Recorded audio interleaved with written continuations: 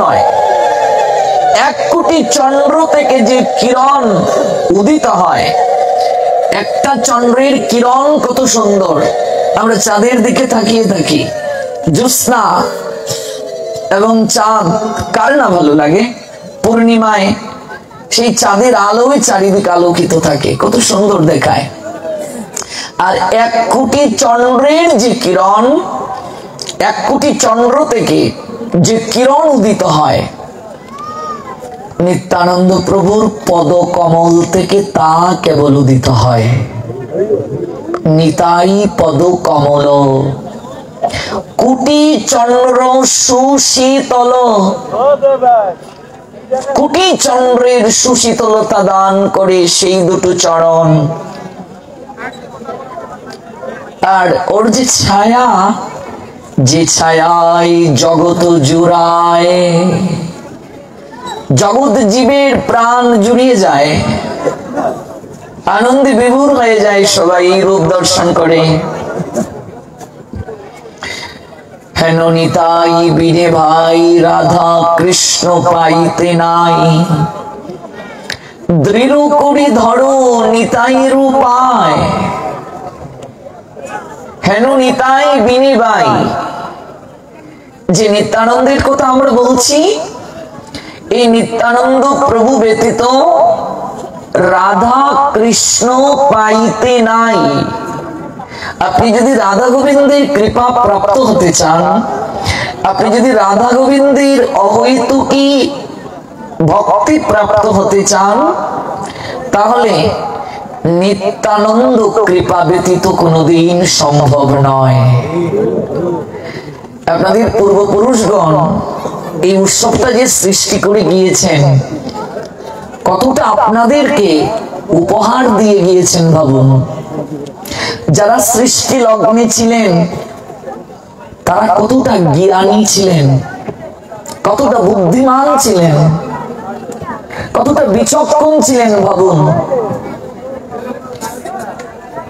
আচ্ছা ওমা, কোন বাছুরকে যদি টেনে নিয়ে যায়, বাছুরকে যদি কুলে করে কেউ নিয়ে যায়,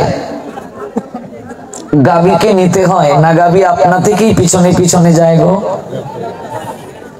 কোন গাভীকে আপনি তাড়া করছেন যাওয়ার জন্য, গোমাতা কিংবা গাভী যাচ্ছে না, কিন্তু বাছুরটাকে যদি কুলে করে নিয়ে যাওয়া হয়, গোমাতা কি করবে? পিছনে পিছনে যাবে। আপনি রাধা গোবিন্দের আরাধনা করবেন তো? সবাই তো চায় যুগল ভজন। আপনি রাধা গোবিন্দের আরাধনা করতে চান, সরাসরি রাধা গোবিন্দকে ডাকছেন, আপনি এত সহজে যুগল ভজনের শক্তি পাবেন না, কৃপা পাবেন না। যদি নিত্যানন্দ প্রভুকে ধরেন, রাধা গোবিন্দ পিছনে পিছনে দৌড়িয়ে আসবেন আপনার কাছে। যেমন গাভীকে যদি কেউ নিয়ে যায়, গাভী সহজে যায় না, কিন্তু বাছুরটাকে যদি কেউ নিয়ে যায়, গাভী কি করে? পিছনে পিছনে দৌড়তে থাকে। আর আপনি যদি নিত্যানন্দ প্রভুর চরণ ধরেন, রাধা গোবিন্দ কৃপা করতে দৌড়ে আসবেন আপনার কাছে। তার মানে শ্রী শ্রী নিত্যানন্দ প্রভুর মন্দির আপনাদের এই গ্রামে আমি কোথাও পাইনি, কেবল নিত্যানন্দ প্রভুর মন্দির এত জায়গায় ঘুরেছি। এটা কতটা কৃপা, কতটা ভাগ্য। এই শঙ্করপুর গ্রামের অনেক ভক্ত দীর্ঘদিন যাবত আমার সঙ্গে যোগাযোগ রক্ষা করছেন। এটা আমার সৌভাগ্য, আপনাদেরকে মাধ্যম করে আমি নিতাই চাঁদের চরণ তলে আসতে পেরেছি। তার মহিমা, তার তত্ত্ব, তার লীলা আমার পক্ষে আস্বাদন সম্ভব নয়। কোন বোবা সে কি কখনো বাক প্রকাশ করতে পারে? কোন পঙ্গু সে কি চলতে পারে? পারে না।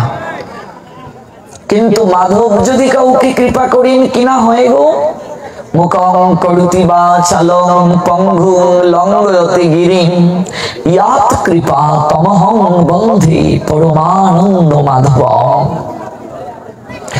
মাধবের যদি কৃপা হয়ে যায়, কিনা হয়, পঙ্গু চলতে পারে, বুবার মুখেও ভাষা প্রকাশ পায়, মাধবের যদি কৃপা হয়, কাজী স্বয়ং মাধব কৃপা করে তিনি যদি বলান তাহলেই সেটি সম্ভব, আর কারো পক্ষে সম্ভব নয়। হেন নিতাই বিনে ভাই রাধা কৃষ্ণ পাইতে নাই, দৃঢ় করি ধরো নিতাইয়ের উপায়। এই জন্য মহাজন বলছেন নিত্যানন্দের চরণটা ধরো, কিন্তু কিভাবে ধরবে? দৃঢ় করি, অত্যন্ত দৃঢ় করি দুটো চরণকে ধরো। কেন? যদি কেউ নিত্যানন্দ প্রভুর সঙ্গে সম্বন্ধ না রাখে, নিতাই চাঁদকে অবজ্ঞা করে, কিন্তু গৌর ভজন করে, রাধা কৃষ্ণ ভজন করে, শাস্ত্র জানিয়ে দিলাম কস্মিন কালেও সে গৌর কৃপা পাবে না, রাধা গোবিন্দের কৃপা পাবে না। অনন্তকাল যদি ভজন করে এরপরও সে গৌর কৃপা পাবে না। অনন্তকাল যদি সে ভজন করে এরপরও সে রাধা গোবিন্দের কৃপা পাবে না। নিতাইকে যদি কেউ অবজ্ঞা করে পাশ কাটিয়ে যেতে চায়, প্রমাণ চৈতন্য চরিতামৃতের আদি লীলায় শ্রীকৃষ্ণ দাস কবিরাজ গোস্বামী পাদ জানালেন, দুই ভাই এক তনু সমান প্রকাশ। দুই ভাই, দুই ভাইকে গৌর নিতাই। তাহলে গৌর হরি আবির্ভূত হলেন সচি মায়ের কুলকে আলো করে, যার পৈতৃক নিবাস আমাদের শ্রীহট্টে, গোলাপগঞ্জ উপজেলার ঢাকা দক্ষিণ। মহাপ্রভুর বাবার নাম কি? জগন্নাথ মিশ্র। জগন্নাথ মিশ্রের বাবার নাম কি? উপেন্দ্র মিশ্র। উপেন্দ্র মিশ্রের বাবার নাম কি? মধু মিশ্র।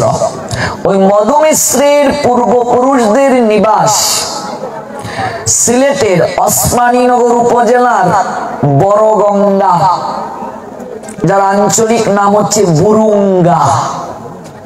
ওই বুরুঙ্গা থেকে মধু মিশ্রের পূর্বপুরুষেরা সিলেটের গোলাপগঞ্জ উপজেলার ঢাকা দক্ষিণে গিয়ে বসতি নির্মাণ করেন।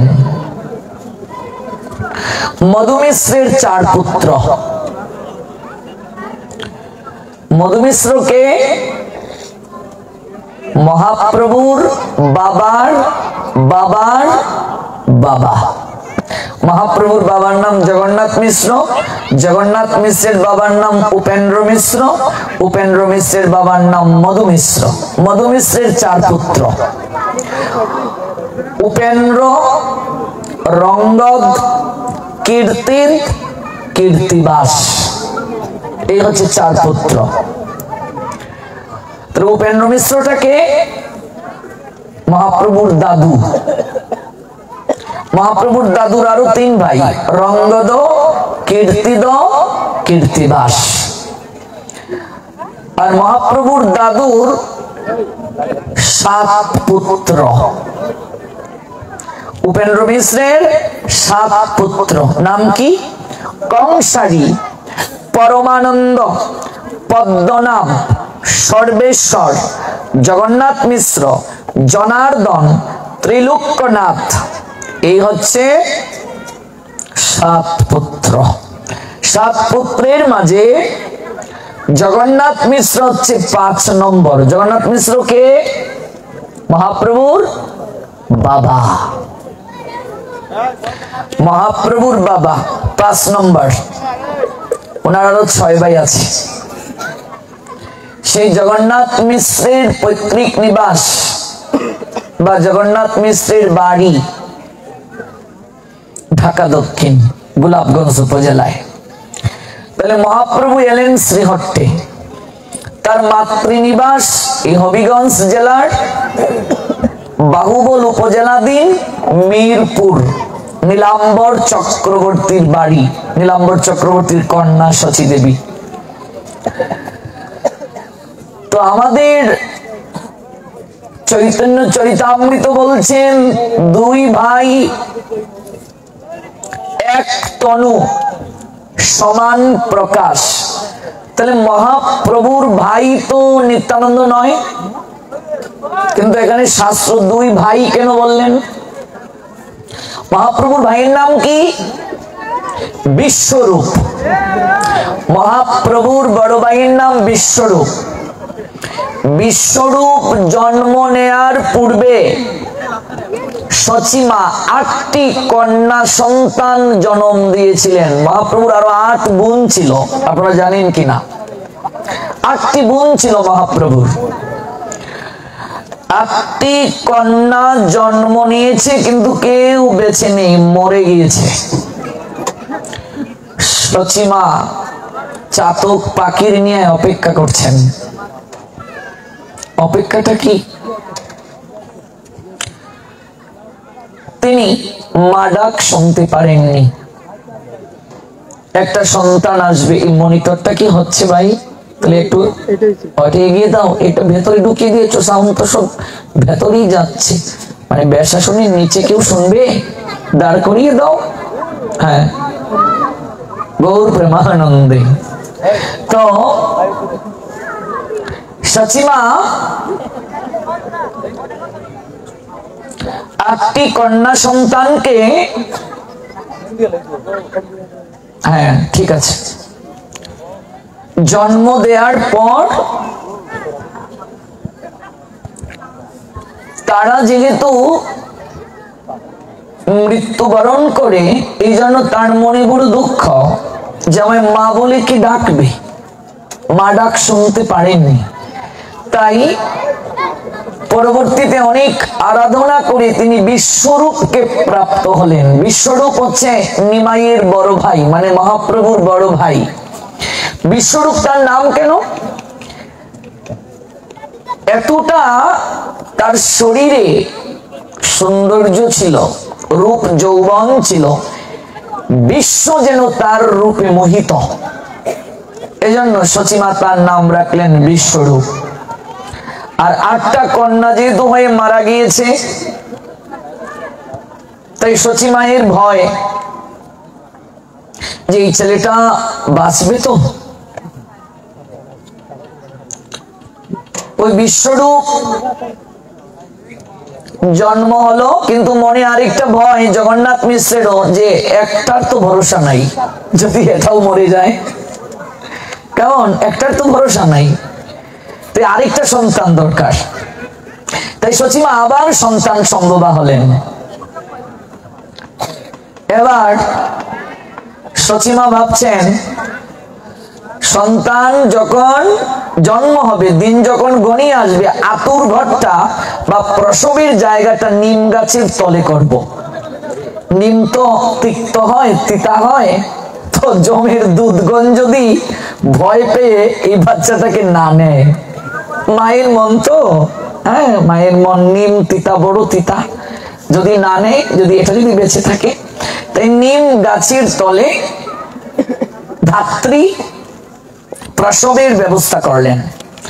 ওই নিম গাছের তলে জন্ম নিল বলে মহাপ্রভুর নাম নিমাই। আর নিমাই রাখার অর্থ জম দুধ যেন নিতে ভয় পায়, তিতা তো, নিম পাতা তো কেউ খেতে চায় না, তিক্ত। তো বলছি এই নামটা যদি নিমাই রাখি, তাহলে জম দুধেরা সহজে নেবে না, তিতা জিনিস নিয়ে কি করবে। এটা একটা মনে মনে মায়ের ধারণা। কারণ ধই ভেবে চুন কেলে, ধই দেখলে তো ভয় করে মা, নেড়া একবারই বেল গাছের তলে যায়। তাই মা তো, তাই এরকম একটা ভয়, যদি এই ছেলেটাও চলে যায়, তাই নাম রাখলেন নিমাই। তাহলে আমরা জানলাম নিমাই, তার ভাইয়ের নাম বিশ্বরূপ। কিন্তু এই কি গো, আমরা সারা জীবন গান গাই, কোথা হতে এলো দুটি ভাই, নদিয়াতে নাম ধরেছে গৌর আর নিতাই। কই নিত্যানন্দ প্রভুর তো জন্ম বীরভূম জেলায় একচক্রা গ্রামে। আপনাদের কৃপায় নিত্যানন্দ প্রভুর আবির্ভাব স্থানে আমার 2 বার ভাগবত সপ্তাহ করার সুযোগ হয়েছে ভারতে। এটা আপনাদের আশীর্বাদ এবং কৃপায়। ওই নিত্যানন্দ প্রভুর কথা, নিত্যানন্দ প্রভুর আবির্ভাব স্থানে, আবির্ভাব জেলায় আস্বাদন করার আমার সুযোগ হয়েছে। যদি কোনোদিন আপনাদের যাওয়ার সুযোগ হয়, নিত্যানন্দ প্রভুর আবির্ভাব স্থান দর্শন করে আসবেন। তো সেটি তো এক চক্রা। এক চক্রা কেন? ওই জায়গাটার নাম, ওই যে মহামহিম বিশ্বকে মারার জন্য গোবিন্দ যে রথের চাকাটা খুলে হাতে তুলে এগিয়ে এসেছিলেন, যখন মহামহিম বিশ্ব তীর বিদ্ধ করলো একটার পর একটা অর্জুনের বক্ষে, রুধির যখন বক্ষ থেকে ঝরে পড়ছে, গোবিন্দ সেটি সহ্য করতে না পেরে রথের চাকাটা খুলে এগিয়ে এলেন বিশ্বের দিকে। অর্জুন তখন চরণে পড়ে বলছেন, মাধব, তুমি না বললে এই অবতারে তুমি না বললে এই যুদ্ধে অস্ত্র ধারণ করবে না, তাহলে তুমি তো তোমার প্রতিজ্ঞাকে ভঙ্গ করছো। গোবিন্দ বললেন, এরকম আমি অগণিত প্রতিজ্ঞা আমার ভক্তের জন্য ভঙ্গ করতে পারি। ভক্তই আমার কাছে সর্বশ্রেষ্ঠ। চরণে পড়ে যখন কাঁদছেন, তখন মাধব শান্ত হলেন, চক্রটাকে তিনি ফেলে দিলেন। ওই চক্রটা কুরুক্ষেত্রের মাঠ থেকে এসে ওই বীরভূম জেলার ওই জায়গায় পড়ে। নিত্যানন্দ প্রভু যেখানে আবির্ভূত হয়েছেন, এই জন্য এই জায়গাটার নাম হলো এক চক্রা, মানে চক্র মানে চাকা। একটা চাকা এখানে পতিত হয়েছে, বুঝলে বাবা? আমরা আরো অনেক তত্ত্ব জানবো নিত্যানন্দের, কিন্তু সাউন্ডটা আর একটু ভালো করতে হবে। আমি কিন্তু আনন্দ পাচ্ছি না, কেমন ভেতরে একদম সাউন্ড কম। প্রয়োজন হলে মাইক বন্ধ করে দিতে পারো, ভেতরে সাউন্ডটা বাড়িয়ে দাও। এবার মহামহিম বিশ্বের দিকে যে চাকাটা গোবিন্দ তেড়ে দিয়েছিলেন, ওই চাকাটা এখানে পতিত হলো। আরো কথিত আছে, যখন বনবাসে এসেছিলেন কুন্তী সহ পঞ্চ পাণ্ডব, সেখানে ভীম বক রাক্ষস নামে একটা রাক্ষসকে বধ করেছিল। আপনারা নিশ্চয়ই জানেছেন সেই কথা। এই বক রাক্ষসের একটা নিয়ম ছিল, প্রত্যেকদিন একটা মানুষ লাগবে দেয়া, হাড়ি হাড়ি অন্ন রান্না করে দিতে হবে। কেমন এরকম একটা নিয়ম ছিল, মহাভারতে উল্লেখ আছে। ওই এক বৃদ্ধা কান্না করছিল, কুন্তির কানে ওই কান্নার রোলটা বেশি এসেছে যে কে কান্না করছে এই নগরে। তখন এই বৃদ্ধা মা বলছে, আমার একটাই ছেলে গৌর প্রেমানন্দে, আজকে আমার পালা ওই রাক্ষসের জন্য অন্ন দ্রব্যাদি নিয়ে যাওয়ার জন্য, কিন্তু আমার তো একটাই ছেলে, ওটাকে তো রাক্ষস খেয়ে ফেলবে। তখনই কুন্তী বললেন, মা তোমার দুঃখ দূর হবে এবং এই নগরের সবার দুঃখ দূর হবে। তাই ভীম এই দিন খাবার নিয়ে গিয়েছিলেন, ওই রাক্ষসটাকে এই নগরে বধ করেছিলেন। এখানে পঞ্চ পাণ্ডব কুন্তী রাত যাপন করেছিলেন। ওই জায়গাটার নাম হলো এক চক্রা। যদি কোনোদিন যান নিত্যানন্দ প্রভুর আবির্ভাব স্থানে, দেখবেন এটার পাশে পঞ্চ পাণ্ডবের মন্দির আছে, যেখানে রাক্ষসকে বধ করা হয়েছিল সেই জায়গাটা এখন আছে। ভীম যেখানে যুদ্ধ করেছিল এই জায়গাটা এখনো আছে। এটা নিত্যানন্দ প্রভু আবির্ভাব স্থানের কাছে এক চক্রা। আরো অনেক কারণে এই এক চক্রা বিখ্যাত। নিত্যানন্দ প্রভুর আবির্ভাব স্থান এটা বীরভূম জেলায়। তাহলে নিত্যানন্দ প্রভুর আবির্ভাব হয়েছে ভারতের পশ্চিমবঙ্গ রাজ্যের রারো দেশে বীরভূম জেলায়। বীরভূম জেলায় আবির্ভাব হয়েছে। আর মহাপ্রভুর আবির্ভাব হয়েছে পশ্চিমবঙ্গ রাজ্যের নদিয়া জেলায়। তো কোথায় বীরভূম আর কোথায় নদিয়া? দুইজনের জন্ম দুই জায়গায়, বাবা মাও দুইজন আলাদা। মহাপ্রভুর বাবার নাম জগন্নাথ মিশ্র, মায়ের নাম হচ্ছে শচী দেবী। আর নিত্যানন্দ প্রভুর বাবার নাম হচ্ছে হারাই পণ্ডিত, মায়ের নাম হচ্ছে পদ্মাবতী। দুইজনের বাবাও আলাদা, দুইজনের মাও আলাদা, এক গড়ে জন্মও নেননি। কাকা তো পিসতো তো ভাইও নয়, মামা তো ভাইও নয়, জ্যাঠতো তো ভাইও নয়, তালা তো ভাইও নয়। কিন্তু এই কি গো, শাস্ত্র বললেন দুই ভাই। আপনাদের মনে প্রশ্ন জাগে না এটা? হ্যাঁ, জগাই বলে শুন রে মাধাই ভাই, কাল শুনেছি এই হরির নাম লাগলো বিষের নিয়ায়, আজ কেন নাম মিঠা লাগে রে। তো জগাই মাধাই তো আপন ভাই, কিন্তু আমরা যে বলি কোথাওতে এলো দুটি ভাই, জগাই মাধাই একে অপরকে বলছে নদিয়াতে নাম ধরিয়াছে গৌর আর নিতাই, একটা নামা বলি মাথায় বেঁধে রে ভাই, তারা হরিবল বলে নেচে যায়। রাধা নামের বাদাম দিয়ারি ভাই, তারা আনন্দ বাজারে নেচে যায়। তাহলে মা দুইজনের জন্ম দুই জায়গায়, বাবাও আলাদা মাও আলাদা, কিন্তু দুই ভাই কি করে হলো? এখানে যে জানানো হলো দুই ভাই এক তনু সমান প্রকাশ, দুই ভাই এক তনু সমান প্রকাশ। এবার মনে রাখতে হবে লীলার সঙ্গে তত্ত্ব জানতে হবে, তত্ত্ব না জানলে হবে না। লীলার সঙ্গে তত্ত্বটা বড় প্রয়োজন। তত্ত্ব কি? জন্ম কর্ম চমে দিব্যম এবং ইয়া ব্যক্তি তত্ত্বত। ঠিক আছে ভাই, অনেক সুন্দর সাউন্ড হয়েছে। ত্যক্তা দেহম, আর একটু বক্স এই মনিটরটা লেগে দাও। ত্যক্তা দেহম পুনর্জন্ম, কালকে একটু উঁচু জায়গায় দেবে তুলে। হ্যাঁ, ত্যক্তা দেহম পুনর্জন্ম নয়তি মামেতি সর্জুন। বলছেন এটা একটু লেগে দাও মনিটর। আমার জন্ম কর্ম সকল কিছু হচ্ছে দিব্য। জন্ম কর্ম চমে দিব্যম এবং ইয়া ব্যক্তি তত্ত্বত ত্যক্তা দেহম পুনর্জন্ম নয়তি মামেতি সর্জুন। One who knows the transcendental nature of my appearance and activities does not upon leaving this body take his birth again in this material world. Abudu Arjun said, omnipotent maker Krishna Srimad Bhagavad Gita 4th chapter 9 verse।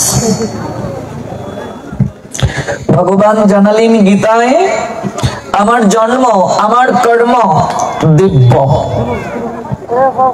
ভগবানের জন্ম কর্ম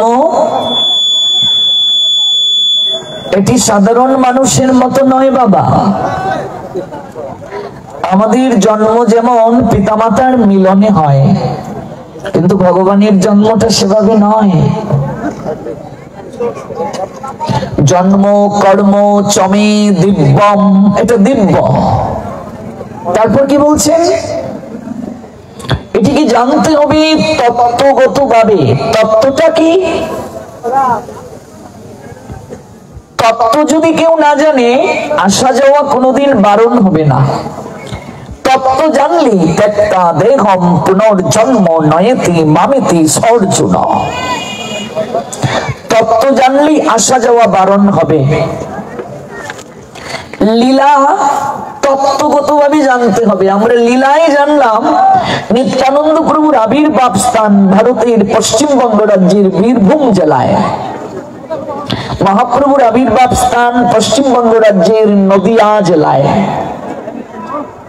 কিন্তু তত্ত্ব হলো মহাপ্রভু নিত্যানন্দ প্রভু হচ্ছেন ভাই। এটা হচ্ছে তত্ত্ব। কোন তত্ত্বে? দুই ভাই এক তনু, তনু মানে শরীর। স্বয়ং গোবিন্দ তার অঙ্গকান্তি থেকেই বলরামকে সৃষ্টি করেছেন। গোবিন্দের সাংস প্রকাশ হচ্ছে বলরাম।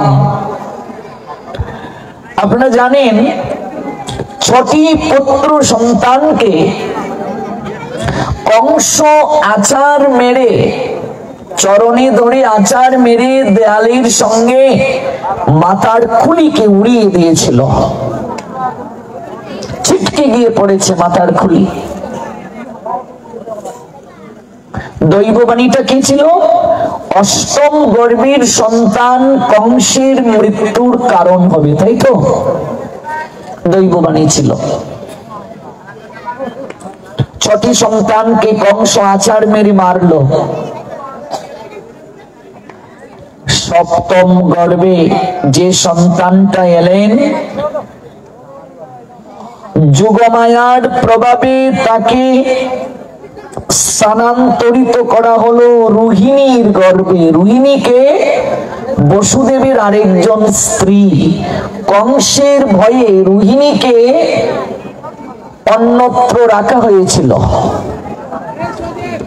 সেই রোহিণী বসুদেবেরই আরেকজন স্ত্রী। ওই রোহিণীর গর্ভে যুগমায়া ওই সপ্তম পুত্র সন্তানটিকে স্থানান্তরিত করলেন। দেখুন আমাদের ধর্ম কতটা বিজ্ঞান সম্মত।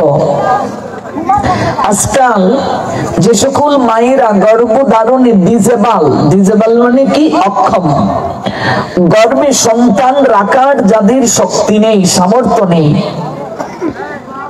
উন্নত বিশ্বে দেখবে গর্ভ ভাড়া দেয়া হয়, অর্থাৎ ভ্রূণটা সংগ্রহ করে আরেক জন নারীর গর্ভের মাঝে প্রবেশ করিয়ে দিয়ে আপনারই সন্তান, বিজ্ঞান আপনার এখান থেকে স্থানান্তরিত করে উনার মাঝে প্রবেশ করিয়ে দেয়, আপনারই সন্তান আরেকজনের গর্ভে বড় হতে থাকে। চিকিৎসা বিজ্ঞান কত ঊর্ধ্ব গতিতে। এই যে প্রিয়াঙ্কা চোপড়া, হিন্দি নায়িকা, তারই সন্তান, কিন্তু সে তার নিজের গর্ভে রাখে নাই, টাকা আছে অনেক, আরেকটা নারীকে দিয়ে গর্ভ ভাড়া নিয়েছে যে আমি যদি সন্তান দিয়ে মোটা হয়ে যেতে পারি বা সিজার পদ্ধতিতে সন্তান হলে আমার শরীর নষ্ট হয়ে যাবে, চেহারা নষ্ট হয়ে যাবে, নায়িকা তো, এজন্য টাকার মাধ্যমে আরেকটা নারীর পেটে তারই সন্তান রেখেছে। পিতার বীর্য মায়ের রজকে সংগ্রহ করে রজ আর বীর্যের মিলন হয়ে যখন ভ্রূণ হয়, এটা আরেকটা নারীর মাঝে প্রবেশ করিয়ে সেখানে গর্ভে সন্তান বেড়ে তোলা হয়। বিজ্ঞান কত চিকিৎসা পদ্ধতিতে উন্নত হয়েছে, উন্নত বিশ্বে এরকম হয়, এটাকে বলে গর্ভ ট্রান্সফার। কিন্তু আজ থেকে হাজার হাজার বছর আগে এই থিওরি আমাদের ভাগবতে আছে, ভাবা যায়, আমাদের শাস্ত্রে তত্ত্ব আছে। কি? এই যে 6টি পুত্র সন্তানকে যখন কংস মারলো আছাড় মেরে, সপ্তম গর্ভে যে সন্তানটা এলো, এই সন্তানটাকে যুগমায়া দেবকীর গর্ভ থেকে আরেকটা গর্ভে নিয়ে গেলেন, রোহিণীর গর্ভে। এই গর্ভ ট্রান্সফারের থিওরি সনাতন শাস্ত্র থেকে নেয়া, ভাবা যায়, কল্পনা করা যায়। রোহিণীর গর্ভে নিয়ে যাওয়া হলো, কংস জানলো দেবকীর গর্ভ নষ্ট হয়ে গেছে, গর্ভপাত হয়ে গেছে, কিন্তু এই সন্তানটা কোথায় গেল?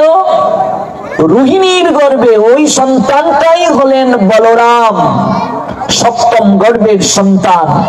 আর এই বলরামই হলেন পরম দয়াল নিত্যানন্দ প্রভু। ওই বলরাম নিতাই হয়ে এলেন। তাহলে কৃষ্ণ আর বলরাম আপন ভাই কি ভাই না? কথা বলুন, আপন ভাই। ভগবান বলছেন আমার জন্ম কর্ম এগুলো তুমি, আমার লীলা তুমি তত্ত্বগতভাবে জানবে। তত্ত্বগতভাবে যদি তুমি জানো, ত্যক্তা দেহম পুনর্জন্ম নয়তি মামেতি সর্জুন, যদি তুমি তত্ত্বগতভাবে জানতে পারো, তাহলে তোমার জগতে আসা যাওয়া বারণ হয়ে যাবে। তাই গোবিন্দের সাংস প্রকাশ বলরাম। পিছনে কে কথা বলছেন? কমিটির প্রতি দৃষ্টি দিচ্ছি, পিছনে কথা বলা যাবে না। গোবিন্দের সাংস প্রকাশ বলরাম, আর এই বলরাম হলেন নিত্যানন্দ প্রভু, আর গোবিন্দ স্বয়ং হলেন গৌর হরি। রাধার ভাবে বিভোর হয়ে জগতে এলেন। দেখুন নিতাই চাঁদের যে কথা, আমরা একটু পরে প্রেমের রাজ্যে, ভক্তির রাজ্যে প্রবেশ করব। আর প্রেমের কথা, ভক্তির কথা শ্রবণ করতে গেলে নীরবতা এবং ভক্তি প্রেম যদি শ্রোতার মাঝে পরিলক্ষিত না হয়, যত বড়ই ভালো বক্তা হোক না কেন, দেখবেন আলোচনায় প্রেম হবে না, ভক্তি হবে না। এই জন্য একটা সুষ্ঠু সুন্দর পরিবেশ প্রয়োজন। কিছুটা সময় তো আমাদের